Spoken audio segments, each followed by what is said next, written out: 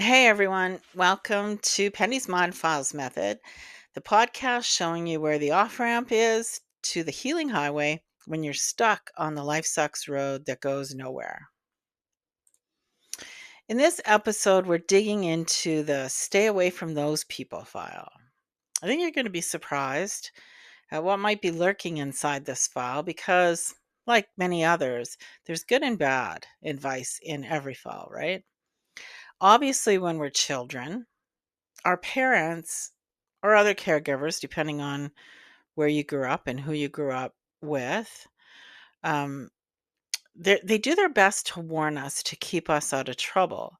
So they'll determine for us who good people are and who bad people are, who we can associate with and who we should stay away from. Now, how they make their decision, like who's good and bad, well, that will depend on their mind files, won't it? I remember my parents telling me not to be friends with this girl who lived a few doors down from us. And I thought it was strange because they hadn't ever met her. They had no idea who she was. Maybe I was 10 or 11 years old. I think that we got caught smoking at school or in the alley or something. And that's probably what started the whole hey, stay away from her. She's a bad influence person, even though both my parents smoked. But anyway, even now when I think about it, it's strange, right? Like, what did you base that on? Like, and I remember there was this guy who lived across the street. Now, he was kind of a big guy, um, really muscular, and he and his brother would have these crazy knockdown, dragged out fights in the front yard, and and the whole neighborhood could see, right? They'd be screaming and yelling and drawing attention. Who knows why they were fighting, but anyway, they did. And the bigger guy, his name was Wayne. He was kind of scary. I mean, he just looked scary. He had that air about him, that super angry kind of air. Everybody in the neighborhood was afraid of him. And I remember this one day I was walking home from the store and I saw him. There was this like road where it met the crescent that I walked down where we both lived. And we were heading both down the same direction. And for whatever reason, that day, I decided to talk to him. Don't know why. I don't know what made me talk to him, but I did.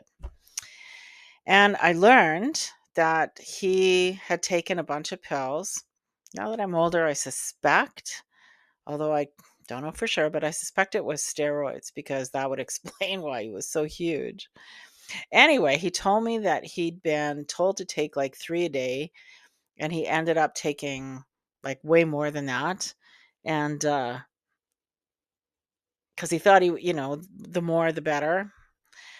Lots of us can relate to that idea, right? But in this case, and these were his words, he said, I went crazy. Um, so I think, and today most people are familiar with roid rage. But this was back in the early 80s and it wasn't really, I mean, people didn't know about it the same way they do now. Anyway, my mom was washing dishes in the kitchen, and the window in the kitchen looked out on the crescent that we were walking down to, and this guy's house, by the way. And and she saw me, and she, started freaking out. The moment I walked in the house, she was like, "What were you doing walking with him? Why were you talking to him? You stay away from him because he's bad." I didn't listen to her because already by then I decided that both of my parents were hypocrites, do what I say, but not what I do. My dad was bad. I mean, he was a bully, same kind of bully, right? He just wasn't kicking the shit out of people on the front lawn. Anyway, me and Wayne became friends because we were both kind of cast outs, right? And misunderstood. I mean, by the time in my own life, I had already a pretty big chip on my own shoulder from being bullied because I walked funny and fell down a lot. And I'd been already by then being sexually molested by a family member for a couple of years at least. And I think I might have even been raped by his friend now that I think about what age I would have been when this happened. I had a lot to be angry about anyway. So me and Wayne had that in common. Now he decided he was going to be my protector at school. So if he heard anybody making fun of me for the way I walked or any other reason, well, he'd threaten to beat them up, and if they didn't shut up and be nice to me, and so then they would. And but he was older than I was, so he was done school um a couple of years before I was. But I felt like finally somebody who people are afraid of is willing to stick up for me. And that made me feel kind of good. He wasn't a bad person.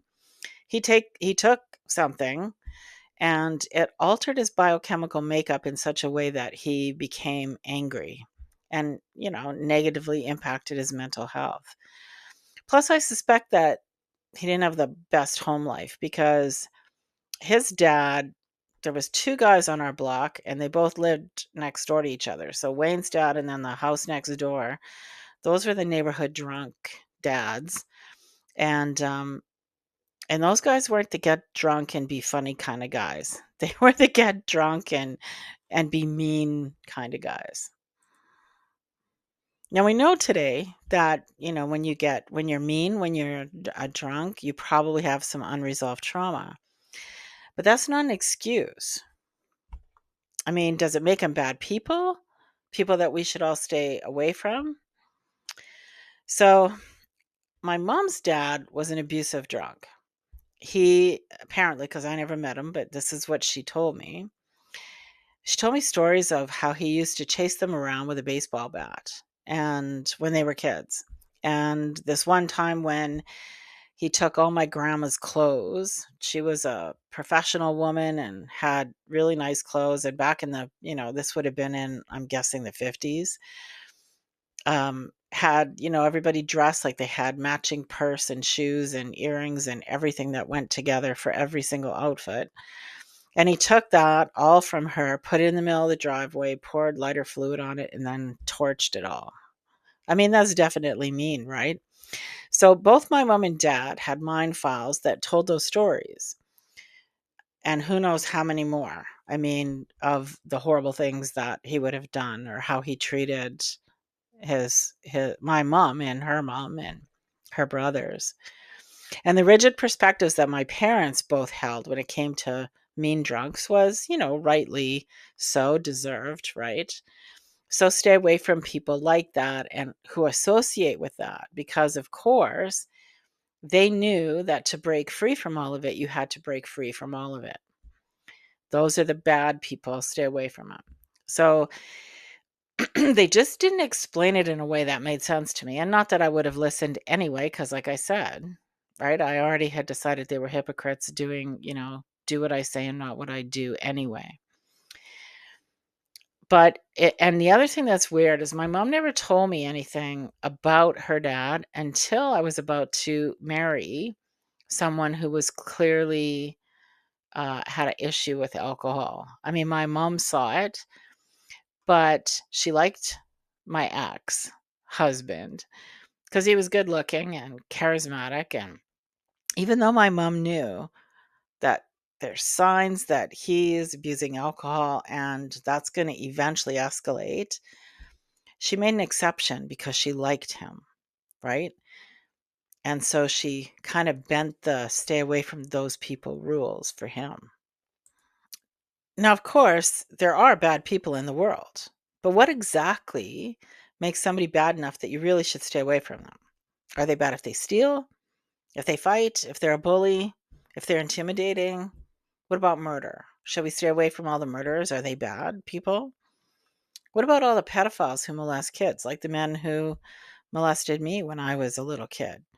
Because even when, 10, 11, 12, 13, 14, 15, even though you think you're big and you know a lot, when you're 14 and 15, you don't know squat. You're immature, little kids. So what does that say about people who take advantage of immature, naive kids? Are they bad people? See, we judge people all the time. We put them into categories, boxes, we assign labels to them. But what do we do about them really? We have laws, and if the laws are broken, Their lawbreakers are punished, they're thrown in jail. But I think by now, like in 2026, we all know that the legal system itself is broken and can't be trusted because the people who are making the laws are breaking just as many laws as the people who aren't making them. So, how do you define bad people and how do you know who you can trust? Now, at some point, and I don't know exactly when it was, somebody or a group of somebodies decided that all the people that we as a society judge to be bad, the lawbreakers mainly, um, that we should try to understand them instead of judging them and punishing them, because that's what we do, right? Now, whoever decided this used one of the main teachings of the Bible that teaches us not to judge people. You know the line where Jesus says, he tells people to take the log out of their own eye before criticizing the splinter in their brother's eye, their neighbor's eye, whatever word he uses there. That's the line. And so whoever decided that this was the path that we should all take, they were intentionally trying to make us feel guilty for judging people. And they used a Bible verse to guilt us into going along with this approach, this gentler approach. Guilt is way at the bottom of the emotional scale. It's barely vibrating. When you're stuck in guilt and shame and doubt, look where it is. It's way at the bottom. You're existing in life. You're actually not even really living life. But it's also an emotion because everybody feels guilt. It's a good thing to feel guilt. It keeps us from doing things and saying things that we shouldn't do. But it can be manipulated. It's an emotion in us that people will use to manipulate us into agreeing to do insane things. I mean, there has to be some kind of punishment for breaking the law, right? But nowadays, like I said, the people who make the laws break just as many as the ones who are supposed to live by them. So again, how do you figure out who's bad, who's good? Now, the other thing you have to kind of think about here is that people are intentionally herded into groups. We're literally divided into groups. These people are good people. These people are bad. These people say this. Those people do that. And I mean, that whole thing, however you want to look at it, is called social engineering. So, who does that? Who's trying to get all these little groups, tribes, if you will, who's trying to get everybody to war with one another? Somebody that none of us have ever met, that's for sure. And they're the ones that's determining on behalf of you who you should like and who you shouldn't, and who you should stay away from, and who it's okay to associate with. But seriously, who decides that for you? Like, literally, who decides that for you as an adult? If you're an adult, why are you allowing someone else to make that decision for you? I mean, I touched on this in another episode where we were talking about authority figures, right? Like, as kids, our parents are supposed to be setting an example for us. It's all the authority figures, quote unquote, in our lives as children. That's our parents, our grandparents, our coaches, our teachers, our clergy, all those people who make decisions on our behalf because we're not mature enough to make decisions on our own, right? We're kids. They teach us, which ultimately, when it becomes repetitive, the same things they're telling us over and over, that's conditioning us to accept something that they believe ultimately, right? They're telling us who's good and bad. And every decision that they're making is based on the mind files that are housed in the filing cabinets of their mind, right? Like, never forget that every single thing goes through the files and the emotional filters attached to them, housed in the mind files of every single person's mind. And their mind's process is constantly judging and evaluating and categorizing, right? That's so important that you understand that. Now, 9 times out of 10, the bad people are the people who don't let authority figures make decisions on their behalf, right? They go against the grain. They're the disobedient, the free thinkers. They have opinions of their own, and they're outliers of society. So all of us who were bullied as kids, like really seriously ostracized, we learned that lesson really early on. And today I can tell you it's a valuable lesson to learn, because once you really own that lesson and get on the other side of it, well, then, I mean, the whole threat of being cast out is non-existent. It just doesn't exist for you. You could care less. Like, once you've healed those childhood wounds, it doesn't matter. See, we're taught as little kids that there's safety in numbers, which is another way of saying that it's safer inside the herd. In other words, if you leave the herd, oh no, what's going to happen to you? It's big fear, right? And sometimes that's intentionally instilled in your mind to keep you in line, which might be good or bad. I don't know when you're a kid, but once you're an adult, so we have words, right? Specific words that stick with everybody and that are triggered. And because they've been repeated so often, those are labels for the people that we should all stay away from, because those outliers, they're bad people, right? And it takes a huge amount of determination and courage and inner strength to set aside all those labels. So, what are they, right? Almost always conspiracy theorist. That's a big one, especially nowadays. It makes me laugh because, man, you got to come up with a different one, because all the conspiracies have been proven true. So, I don't know. Well, almost all of them anyway. So you have to be able to really consider all of that, right? Because sometimes the people who've been deemed bad are actually good people, and the ones who've been deemed good are really, truly evil people. They're bad. You can't trust labels that other people have assigned to people. You have to determine for yourself who you think is good and who you think is bad.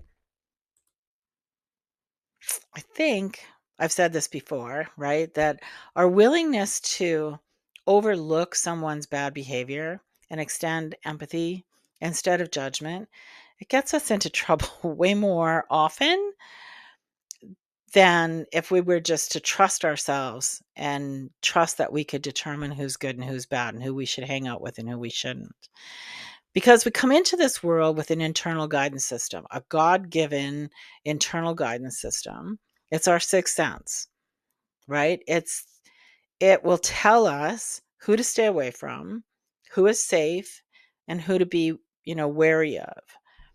But that internal guidance system is often buried underneath and behind a ton of mind files that we put in place as kids to protect us from being hurt or from further hurt. But those mind files, we have to reassess them as adults. Even leaders and authority figures from every organized religion will determine for you who's right and who's wrong when it comes to scripture, right? Like, who's good and who's bad, whose opinion, nope, don't do this because they're bad people. Like, I don't know, man. Like, once you're an adult, you should be able to determine for yourself. It doesn't work for me, especially when, people, especially in churches, when you know that they're harming children. In a lot of these churches, that's where predators go. And I mean, you know, I don't trust people who will purposefully and intentionally take advantage of people who are immature or can't understand, aren't old enough yet. That's immature, right? They're not, or even adults who are unaware or incapable of understanding. People who do that, they're predators.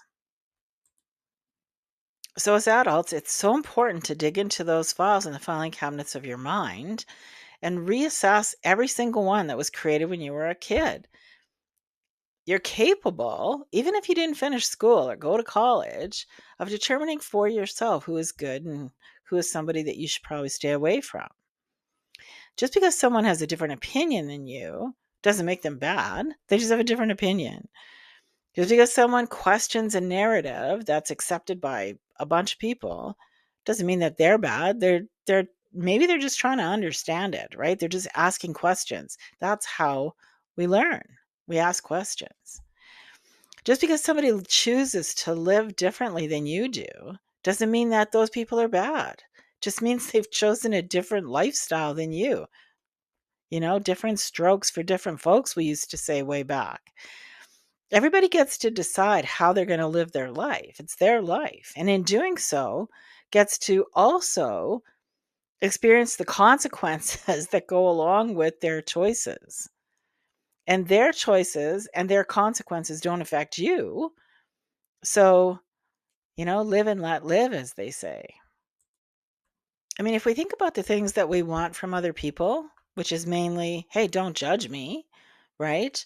What you're really asking for is respect. So, where's that on the emotional scale here? It's way up beside love, like it's in that area. So, here's what I've learned about people people are both good and bad at the same time. Sometimes they make choices that result in other people being harmed. That could be categorized as bad. Maybe. And sometimes they make choices on behalf of others that are genuine, right? Genuinely helpful, like doing something for somebody that's nice and not expecting something in return, even loyalty. Because if you expect loyalty in return for doing something that fulfilling a promise that you made, well, that's not genuine, right? There's an agenda. So I don't know, good or bad, you decide. But here's the thing that we don't talk about often enough, I think, and it's the people who really embrace anger and pride. They're arrogant, right?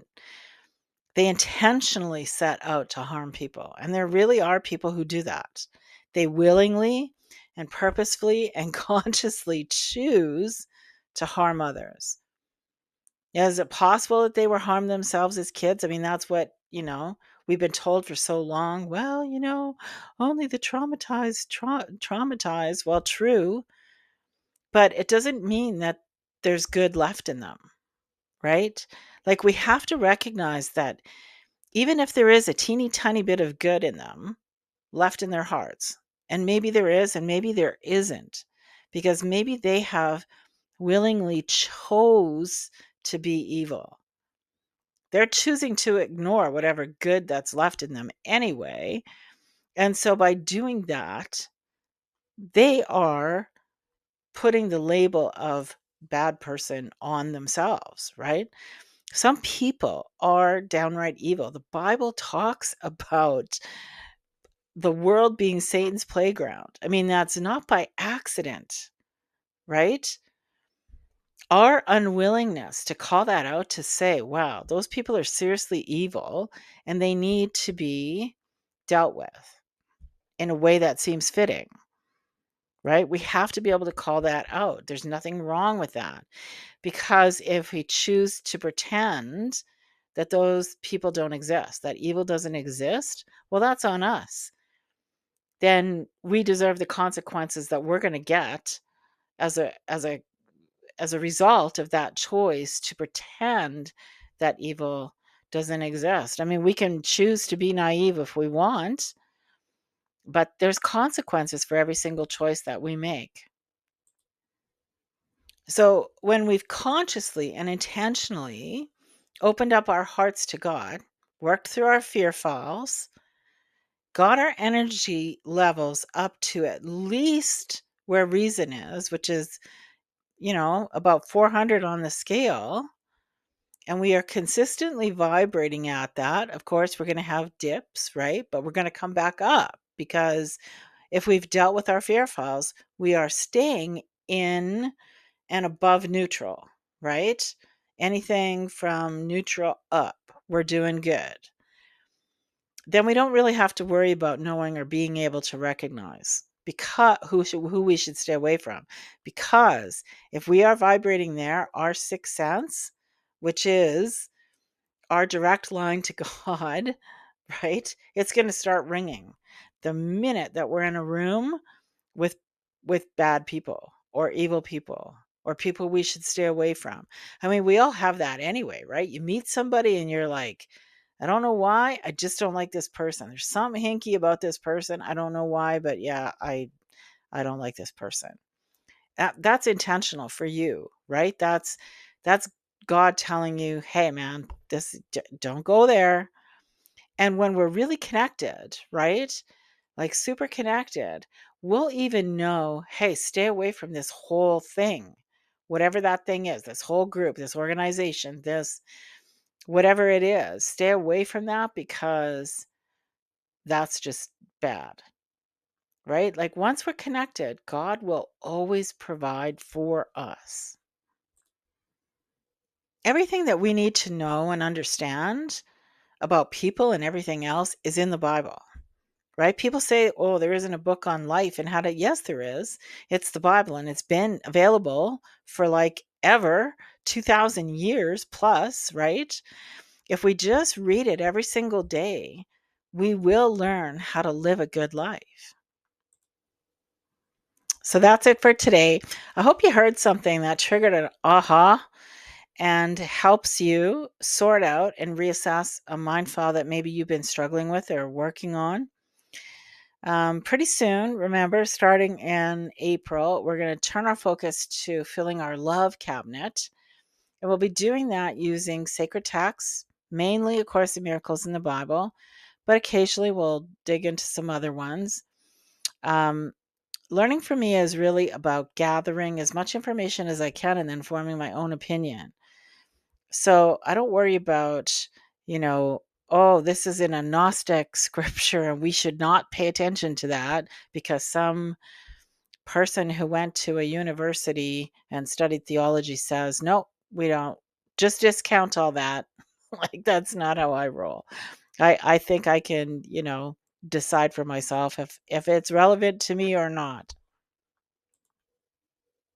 And I genuinely hope that the more you listen to these podcasts and learn about the Mind Files method, that you start to trust yourself more too in deciding what makes sense to you and what doesn't. So help me reach others. Hit a thumbs up. Leave a comment if you're able to, depending on where it is you're watching or listening to. Reach out to me on social media. Let me know what you think. If you want to discuss a specific mind file or you have a topic that you want to delve into, then hey, let me know. The more we talk about things, the more we learn and the more we all heal together. Okay, we'll see you next time.